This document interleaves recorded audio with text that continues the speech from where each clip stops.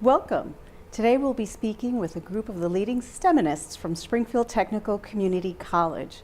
A STEMinist is a woman who is in a STEM field, science, technology, engineering, or math, and we at STCC are proud to call ourselves a STEMinist institution, an institution that promotes and supports women who are entering the STEM fields. My name is Dr. Arlene Rodriguez. I'm the Vice President of Academic Affairs at STCC, and I'm honored to introduce to you some of the STEMinists from our college. So I'm going to start with the obvious right now and state it plainly. This is one of the most powerful group of women I've ever been with. Really, honestly. It's been my honor to have worked with you for so many years and to hear your story about how you entered STEM fields. Your passion for education, your love of students has really inspired me. So thank you for joining us today and to share that story with each other, because I'm not sure you've had a chance to actually talk to each other. I've certainly spoken to all of you and worked with each of you. Sharing it with each other, but also sharing it with the community. I think that's going to be vital. This is a great moment where we get to talk, to inform the community with the goal of really transforming our community and informing them about STEM. So, Springfield Technical Community College is a STEMinist institution. That phrase STEM, STEMinist, STEMinism has been around for a while, but I'm very proud that our president, Dr. John B. Cook, has really brought it to fore here at STCC and has given STCC the name of STEMinist institution. For me, I know it really points to an excellent reminder of who we are, what we do, and honestly, something we're going to talk about today, I hope, what we need to do more of. So as we talk, here's some data to keep on the back of your mind. Last year, overall, our student enrollment at STCC was 57% female. Traditionally at community colleges, it is around that high. Of our STEM graduates, did you know that only 7% were females? And we see this likewise with students of color. I don't think we can talk about the underrepresentation of women in STEM without also discussing students of color and the underrepresentation of students of color in STEM. So of our population last year, 45% of our students of our overall enrollment identified as students of color. Only 23% of our STEM graduates were students of color. And yet, as we know, we read in the papers, we hear in the news, the jobs in Massachusetts, the well-paying, high-paid jobs, are in STEM. And in fact, you've heard about, we've discussed, that we have positions going unfilled because we need more people in STEM.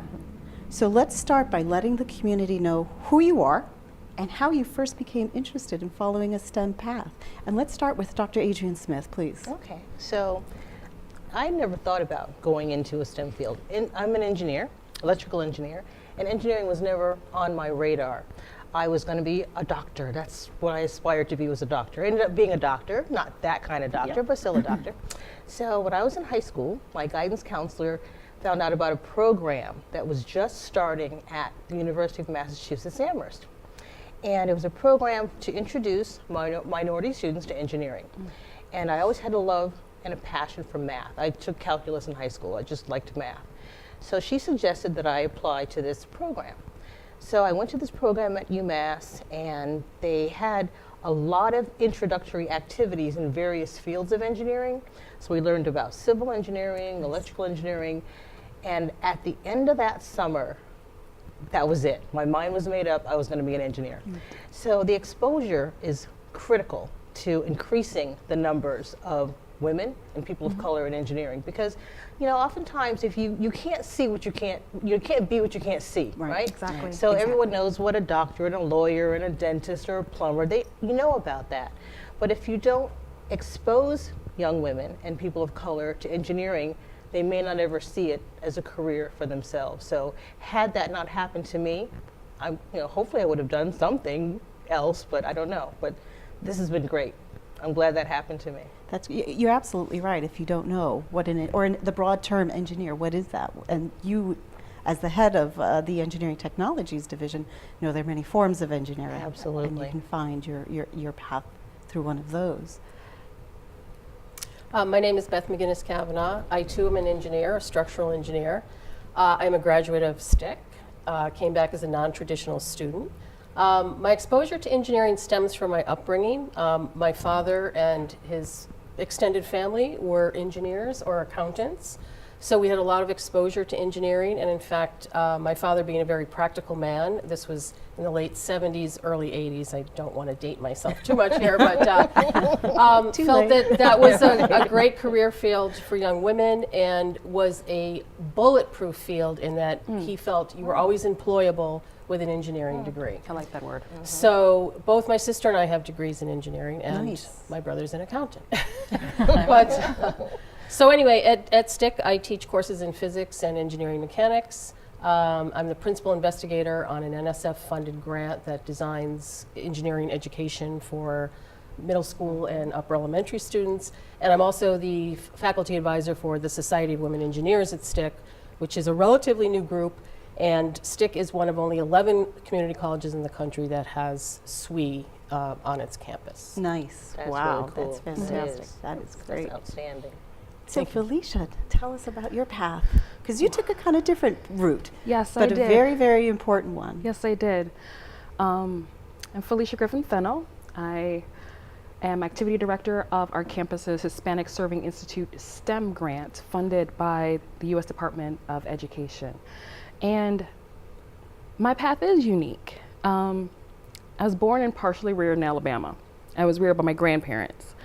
And one thing that they both instilled in me as well as their own children is that education is paramount. You have to go after as much as you can. My grandfather, he was illiterate, and despite the fact of being illiterate, he was a jack of all trades, and he pursued a lot of various careers in order to make sure that his family was taken care of. And I remember as a young child sitting with him, and he told me, get as much education as you can. Nice. Mind you, at like 6, I didn't know what that meant.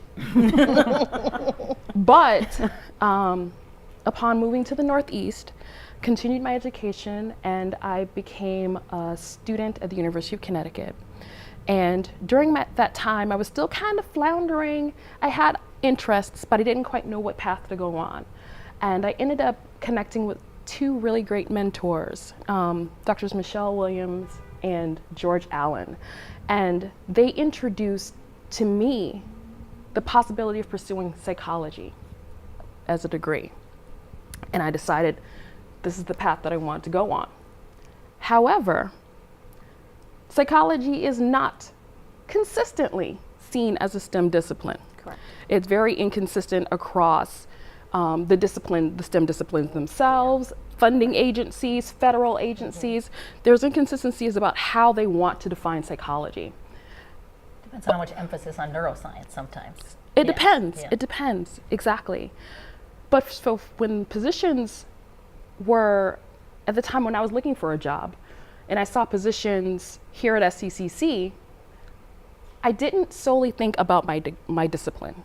I thought about my skill set. Right, right. Yes. And I realized that the skill set that I brought through the postdoc that I completed, my time as an adjunct professor, as well as my time as a full-time faculty member and administrator for a small psychology department back in my home state, I decided, let me take a chance and apply to Springfield Technical Community College. And it worked out.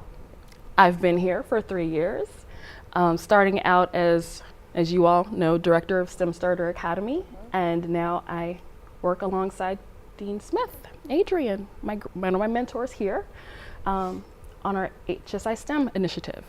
So my path, like you have said, like you, Arlene, said, it's not typical, but it's been a great place to be because I feel that my contributions as a psychologist Right. mesh well with my colleagues in traditionally viewed STEM Absolutely. disciplines. Right, no, Yes, absolutely. And what I appreciate too about the work that you do, you supplement, not supplement, but you include in your work a lot of research on students of color and how we need to support them in a different way and really build equity for students of color and women in these programs. And I, as someone who doesn't have a STEM training, I can appreciate that we can approach STEM in very different ways and contribute to what we provide our students. Yes. So I really do appreciate the work that you're doing there. Now, Lisa, you were talking about the sciences. Tell us about your background and share with us. So I'm Lisa Rapp, chair of the biotechnology program at STEC. And like Felicia, I had parents who, from a very young age, I was told I could do whatever I wanted to do, and I was under the mistaken impression that it didn't matter that I was a girl. And which was good. Nice. Like, I didn't think about it that way at all. You said you were late to coming around to what you wanted to do. I knew from the time I was really little that I just loved biology. I was probably the rare second grader that read 3 different biographies of George Washington Carver. I was obsessed Good for you. with this man. I thought I wanted to be a botanist. That's impressive. Loved plants and was just all science. I didn't like math as much as you did, but biology, absolutely. And so it was just a matter of, I think, in my pathway, figure out what am I going to do with that love of biology, but it was there. As you said, you thought you wanted to be a doctor, and there is a tendency for a high school guidance counselor, if you're good at math and you're good at science, be a doctor, or they'll tell you to be a nurse. I'm like, no, I want to be a research scientist.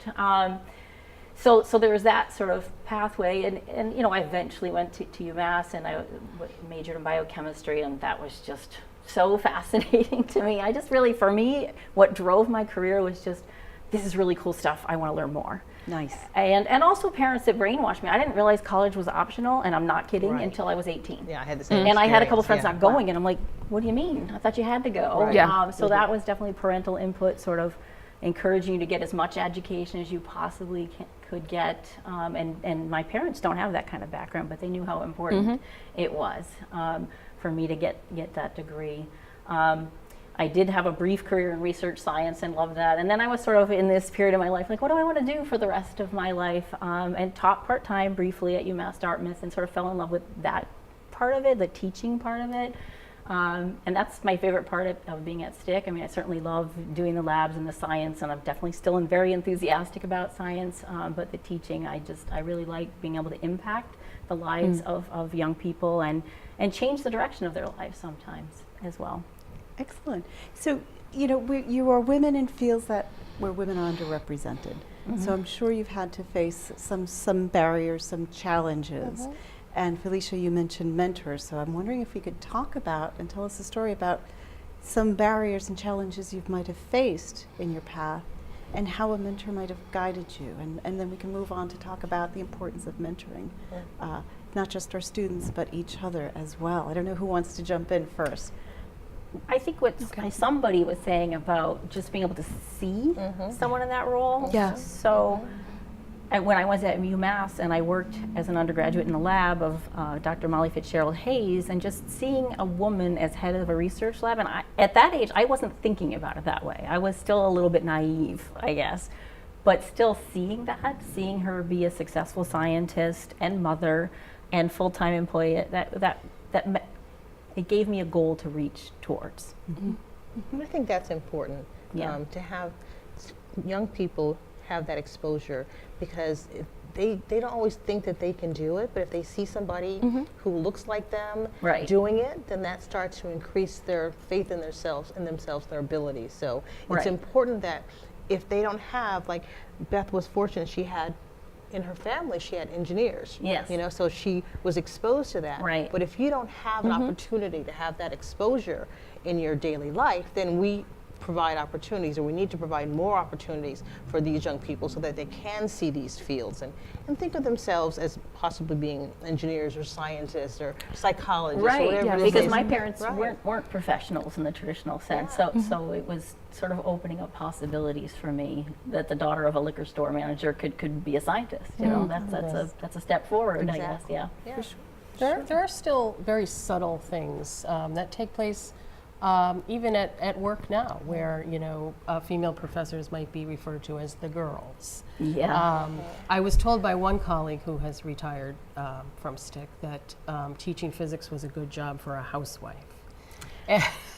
Wow. So Yeah. they're very, that maybe is not so subtle, but I think To the point at all. but I think even, structural engineering is one of the most male-dominated engineering Yes. fields, and even, say, in graduate school, being accepted as a non-traditional woman in a very traditional program is difficult. And so you are somewhat on the outside sometimes, Yeah. even though, again, it's very subtle. How do you cope with it? I mean, even within, sadly, of our campus, Yeah. that you're encountering this. Well, How do I think, we may be jumping ahead a bit, but you had mentioned mentors, and that's key. And one of the things that, excuse me, I regret the most from my years in education or years in school was not seeking them out. There weren't as many as there are now. I think it's a much more important, visible topic now. But I think, to give advice to a younger person, a younger woman in engineering now, is to actively seek out those mentors. I think that's hugely important. And I think, it goes to retention. So we talk a lot about recruitment, but we have just as many issues with retention, and mentors at all levels, whether in school or in the workplace, kind of allow, reaffirm that woman's work, that woman's goals, and just protect her a little bit from some of that negativity that is there. Yeah. Especially since many of our students are first generation. Yes. And I don't know how many of you are first generation, but there is that fear that you walk in, just trying to get through the day and try to learn about the campus, and being able to find that little safe space with someone who's going to understand if, when you tell us something like someone has said this to you, good job for physics is good for a housewife. Is that it? Yeah. That you'll be heard, you'll be believed, and it's hopefully, we can provide for that at STCC for you as well, because certainly that's important to me, to make sure that we retain you, as you said, retaining our faculty. Tell me about some of the students you mentor now, some of the work that they're doing. Because I know, Lisa, you have an interesting program that it is actually one of the more diverse STEM programs on the campus. It is. We have a lot of Hispanic, African American, and we're about 50% women. So I don't see that. I think I was talking to someone else on campus yesterday that in biology at the undergraduate level, you're going to see that 50%, and where you sort of see the attrition of women is later. So at the big research universities or at a pharmaceutical company at the administrative level. But students, we've had a lot of success stories. I mean, I remember one of my students came in, he had dropped out of high school, he earned his GED, but eventually went on to earn a graduate degree. Or a more recent graduate, Ivy Rivers, she graduated with an associate's degree. She went on to UMass to get her bachelor's, and she was just accepted into a master's program in biotech up at UMass as well. And she's a single mom. And yet she did it. She did it, and it's fantastic. Yeah, and that's what makes my job really rewarding, to see that kind of thing happen. And I think it's important too that, speaking for myself, I'm always make sure that I carry myself in a certain way, whether I'm on campus or, grocery shopping, because you never know who's watching you. Interesting story. One of the faculty members down the hall from me always has the work study students every year. And this year he has a young lady, African-American woman, working with him. And one day she just stopped me in the hallway and she said, I don't really know what you do, but I've been watching you and I want to be just like you. Nice. So it's important that though we are a STEMinist institution, though we're talking about STEM, that we are role models for and can be mentors to all of the students on the campus, especially the young women and the young women of color. So it's important that we reach everybody because we want to retain everyone. So just the way we carry ourselves, the way we present ourselves, you never know who's looking. You never know who's watching. This is true. So Felicia, you before your position as HSI STEM director, you ran the STEM Academy program. Yes. Let's talk a little bit, and Beth, you've had a grant where you had programs on campus. Let's talk a bit about STCC and why someone should consider STCC for their STEM education. There's the obvious reason we're the only technical community college in the Commonwealth of Massachusetts. But why should they consider STCC, and what are some things that we do and you've done on campus formally to recruit and retain and mentor? I mean, that's been one of the hallmarks of the work that I've done here at STCC. With the STEM Starter Academy, it's a program that allows students to come in before they start their first fall semester and spend time with faculty, to take classes, to get acclimated to the environment, and to learn to meet other students on campus. And through that experience, I did that for 3 summers. And with each of those cohorts of students, we retained a significant number of those students. They came back that fall and they came back that next spring semester. And to be able to say that now we're going into the 4th iteration of that program, we've had graduates each year starting last year who started out as wide-eyed first-year students, not having a clue about what they wanted to do or not having a clue about STCC, but those students became successful in their curriculum. They became mentors to other students on campus, and they formed relationships with faculty members. And I think for any student who's thinking about coming to STCC, they need to be able to form networks with other students on campus. They need to be able to connect with the faculty members that we have, and they need to be able to find a way in which they can express themselves in order to gain more confidence in their selected discipline, as well as their confidence in who they are as growing as young adults. And the thing that is wonderful about STCC, we give them free rein to try all of that. Our faculty are fantastic. They're supportive. They're wonderful. They're caring about their students. They give. Yeah, that's exactly what I was going to say. It's the fantastic faculty. Yeah, it is. It's so true. We're enthusiastic, Yeah. and we're knowledgeable, and we're going to give them that helping hand. Yeah. Exactly. And then with the students through STEM Starter, they found a sense of connection, of cohort with one another. That's important, yeah. One thing that we find with students who are going into STEM disciplines, particularly students who are female or students of color, they're often the only one or the one of few in their courses. And that can often serve as a barrier for them continuing through that academic program. That's true. So with STEM Starter, we really worked to form a sense of community amongst the students so that even if they aren't in the same programs, they know that they can rely on each other and connect with each other. And those students kind of then start leeching on to the other students who are in their classes, and they form this really strong nexus, and they look out for one another, thus informally assisting with the retention efforts that we have for campus. And as I mentioned, it's been tremendous for me in the short time that I've been here to be able to see some of the fruits of my labor and having some of these kids that I saw my first semester, my first year here, or my second year here, transitioned. While it's bittersweet for me because I no longer get to see them. They don't drop by my office to inquire about things, but I know that I've had a hand in that.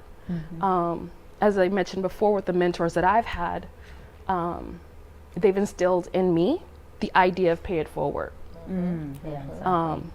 They've given me so much formally and informally, and I knew that there would be no way for me to pay that back. So I dose it out in spades when I can with the students that I've had. And I will continue doing that. That's one of sort of my personal life missions, to be able to give back.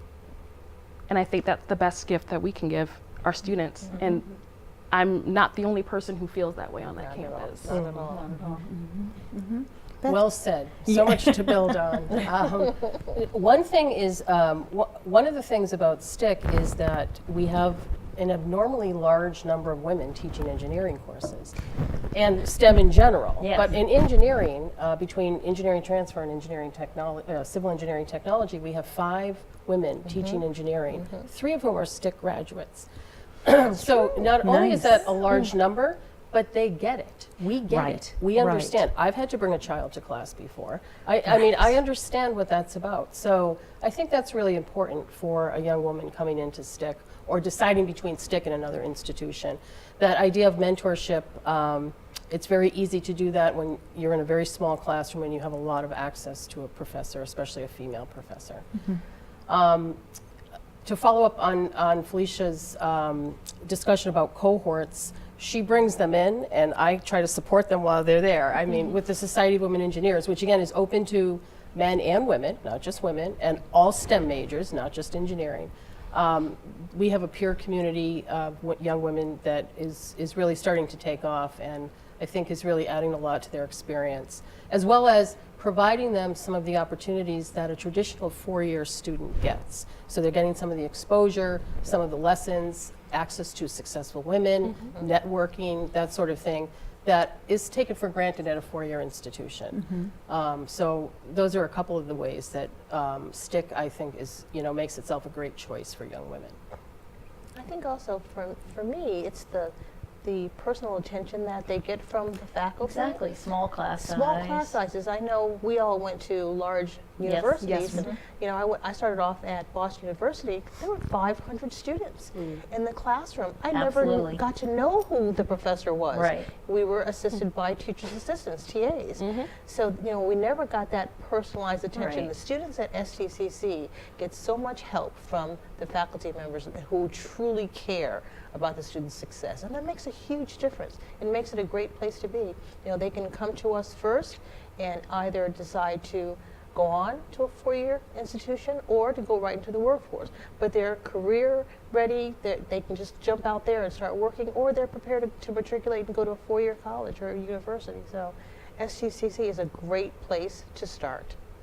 Yeah, absolutely. And I'll add on one little bit with the small class size, but also I know you have and I have state-of-the-art labs. I mean, Yes, we so have true. really, Yes. really good equipment. We You're do. getting hands-on training in a small setting. And as a parent, as three college-age children, one of whom is attending STIC, cost. I think it's fair to throw that out there. I mean, you're going to get a really, really good education for a lot less Yes. money for a whole bunch of transferable courses. I know I'm happy my child has chosen to come to STIC.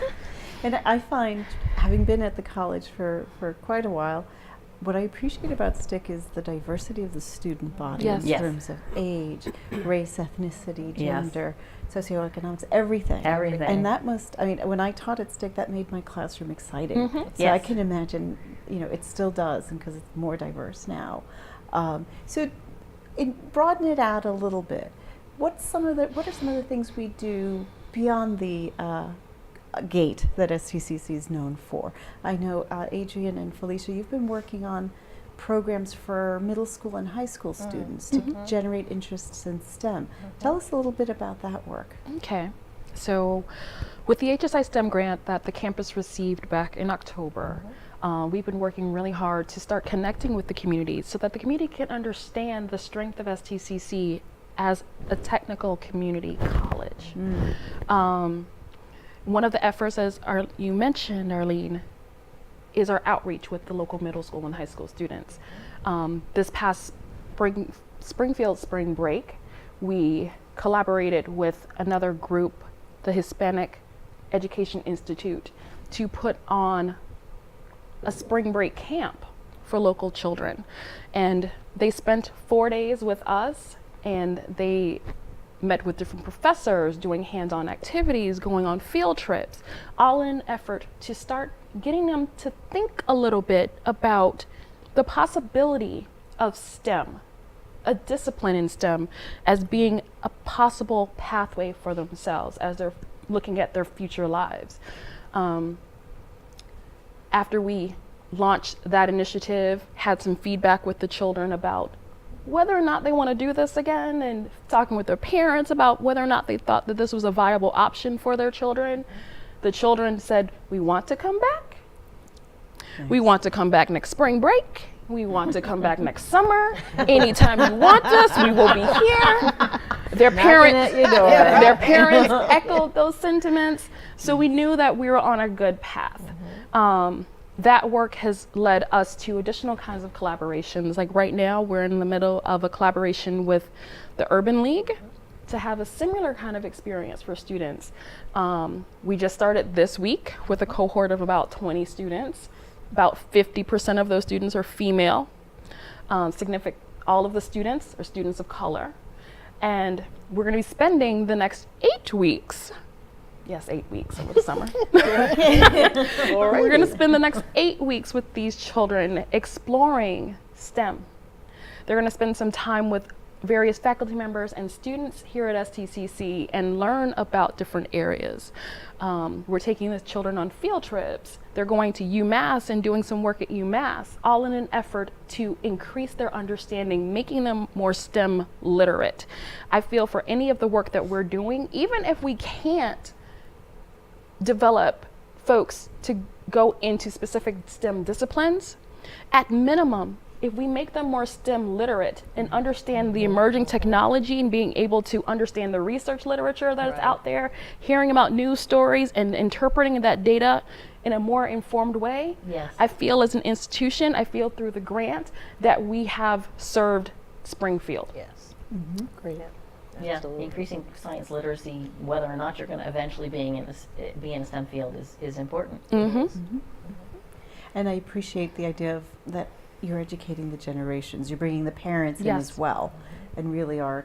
I mean, this is transformative. This is how we transform our students' lives, as our mission statement exactly. counts, and generations of students. As I often say, the work that STCC does is going to be here long after I'm gone, and I appreciate the value of the work we've done. That now you've mentioned the outreach to the Latino community, Beth. I know you've done with an NSF grant, I believe it was, outreach to the Latino community and younger women within the community. Tell us a little bit about that. Sure. The NSF grant is called Through My Window, and it is funded by the National Science Foundation. It's designed in conjunction with Smith College to provide engineering resources for upper elementary and middle school students.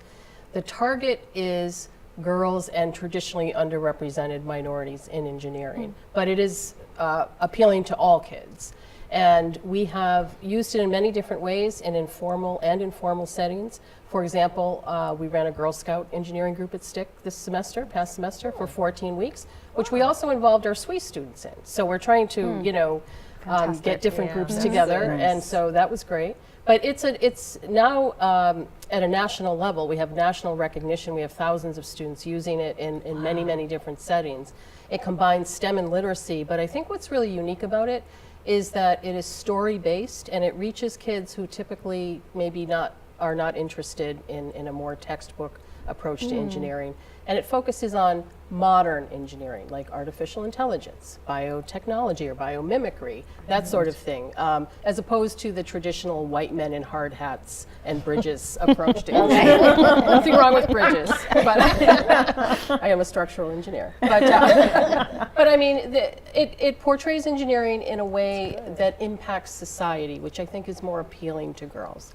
So we're in our 5th year, and hopefully we will have many more if all goes well. So yeah. Yeah, that's great. It goes back to Adrian's comment that engineering, there's so many things you can do in STEM that it really doesn't cover it all, and there are possibilities. I know, Lisa, you gave a tour recently of your lab, and I appreciated every part of it. It was all so fascinating to me.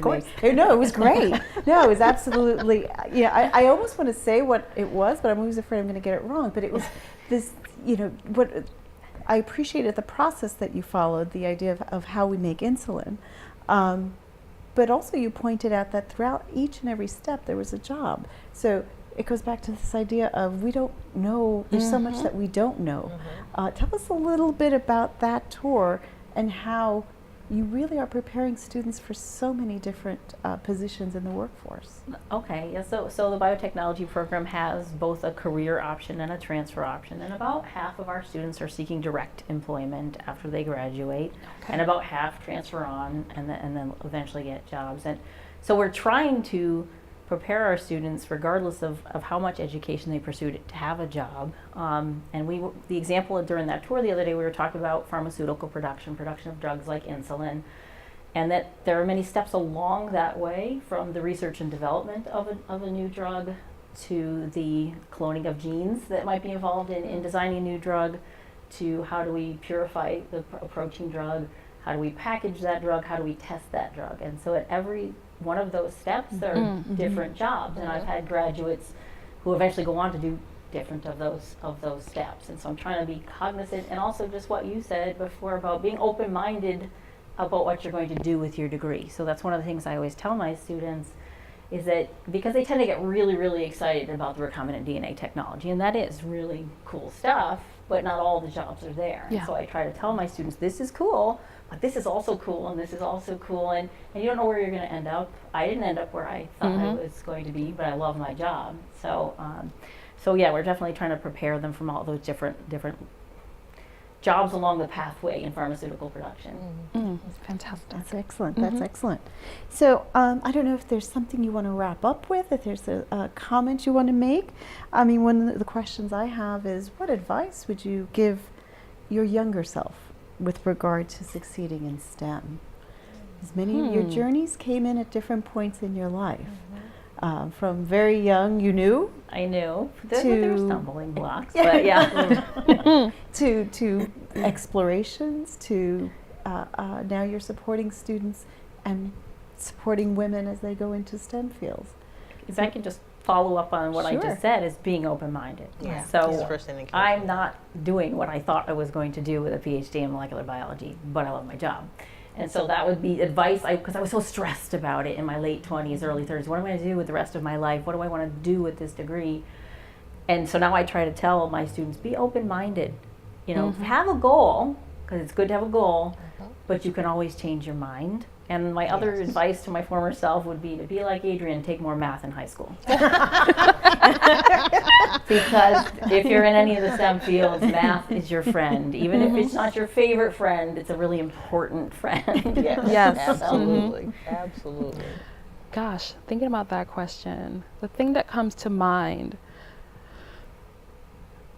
learn to be an advocate for the self early on. Yeah. When I was an undergrad, I was an honor student. And because I walked into my institution as an honor student, there was this set of biases that advisors had about what you could and you couldn't handle.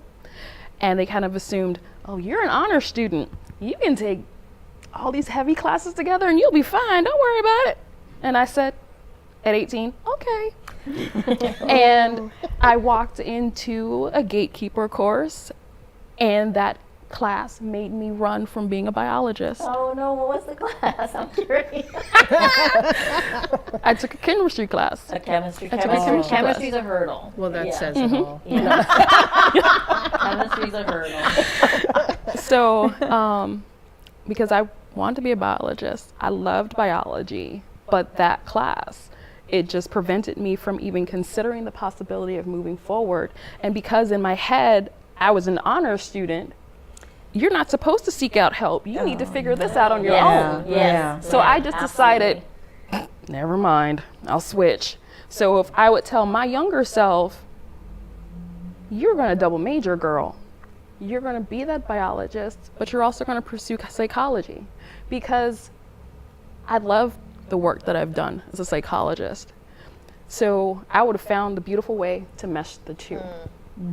So I would tell any young person, make sure that you advocate for yourself when it comes to advising or mentoring. If you feel uncomfortable, if you feel unsure, or you feel qualms about some piece of advice that you're being given, and you know yourself better than you know anybody, that anybody else knows you, question that advice. If you're feeling uncomfortable, seek additional advice, because you're only going to hinder yourself in the long run. That's good. And both being open, asking for help. Asking for help. Those are pieces of advice that I think we'd give each other as adults in Yes. in higher education. Absolutely. You know, it's part of going back again, some wonderful comments made earlier about mentoring each other for the staff, the faculty, in order to keep that sense of camaraderie and to keep us working. Beth, what would you recommend to a young Beth? Well, I would echo what Lisa and Felicia said. I would also say that, especially at a community college, but anywhere, you come as you are. You are who you are, and we embrace you as you are. Absolutely. And so Like church. yeah, I think that, you know, there probably are a lot of people out there, a lot of women in particular, who are saying, I can't do it because I have Right. children, I have parents to take care of, I have job, whatever it is. Or I haven't been back to school, you know, for so long. But I think that you know, we embrace you as you are, and you have the talent and the abilities to do whatever you want to do. To be open-minded about STEM. There are other good majors. I don't know what they are, but you know, there are other good ones. And, Biased much? but you can find a home at STEM in a great pathway at STEM. At STIC, I mean. Yeah. And I would say to my younger self, don't just follow the path that someone has laid in front of you, but look around, look outside at other things. And my example, and I'm really going to be dating myself, when I was in high school, girls took biology, boys took physics. So I never took physics in high school. I wish I had, because when I finally took physics in college, I fell in love with it. Now one of the programs that I oversee, optics and photonics, is all about lasers, and I just think it is the coolest thing ever. Right. And I might have majored in a different field of engineering, but if I had been exposed to physics earlier. So, but because it wasn't required of me, I didn't look into taking it, right? Okay. So look outside that box. There are other things out there that you just may really enjoy that aren't necessarily prescribed to you, but do it anyway. Do it anyway. That's great advice. That's excellent advice, and good advice for each other. What advice would you give to me as someone who oversees all of the faculty and the STEM areas? How can I help you further? Other than budgets. That was the first I know it was. That's a given. That's a given. How else can we help to support the work that you do? I think elevating it, and I think something like this does that, but I think more of this, either on campus or off campus. I think elevating it is, and just putting it out there and bringing it to the public's attention, bringing it to the campus's attention, I think is very important. That's great. Because there are a lot of students that have that sort of vague interest in science, and yet they go allied health, which is fantastic. Right. But not everyone's cut out for that. Yes. Right. Not everyone can get accepted into those programs. And I feel like if they could consider that if what they really like is the science part of those allied health fields, that they should consider some of the STEM fields, and to encourage that would be great. I think for me, if there were ways that you could continue to encourage dialogue amongst all of us. Yeah, we don't talk as much as we we don't- should. I've learned some things. Also busy. Exactly. But if there are ways that we can carve out time to be able to talk to each other and explore where we're doing, and we can start seeing about places where we can collaborate and work together on various initiatives or projects, or come up with something completely brand new, that only continues to fuel the innovation that we have been capturing on campus. No, I agree wholeheartedly with that. More of that would be great. Absolutely. That's yeah, I did know that, because as the Vice President of Academic Affairs, you know what each of us is I've involved spoken with. to, Yeah. and we've Right. had conversations. But we don't always know. This is the so- first time, the ride down over, I think, might have been the first time I've seen you all talking together. Exactly. Yeah. So knowing what we're doing, if you see areas that we could collaborate and work together, help each other, support each other, and facilitate that process for us, that would be fantastic. No, that's I've got my marching orders. Thank you. No, this is great. It's been a pleasure speaking to each and every one of you. I'm so glad you had a chance to speak to each other. Yes. And did I not tell you the obvious? This is one of the most powerful group of women I've ever dealt with. It really is exciting, the work you do, and I'm honored to work with all of you. And this is great. We'll Honored to continue work the with you. conversation. Thank Great. you. Thank you. Thank you very much.